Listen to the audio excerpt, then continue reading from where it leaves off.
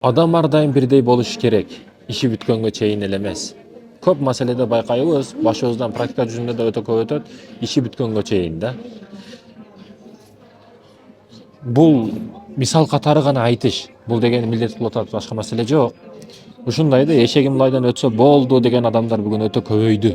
Ачыгы көбөйдү. Бул жакшы маанидеги мошенниктер да. Сиз сообуңузду ала бересиз. Бирок иши бүтүп эле кетип калганы чындыгында өкүндүрөт, кичине ойлондуруп коет адамды. Андан сиз бир жооп дагы күтпөйсүз жакшылык кылсын деп. Бирок адам катары дароо кетип калышы туура эмес. Биздин көңүлүбүз ушундай да, талаада калган бир сарсан болгон бир төөгө окшош. Анан бирөө келип кубандат, эптеп 3-4 күн алдагандай болот. Сен ишенесиң ага, көп нерсени бересиң, убактыңдан баштап, акчаңдан баштап өмүрүңө чейин.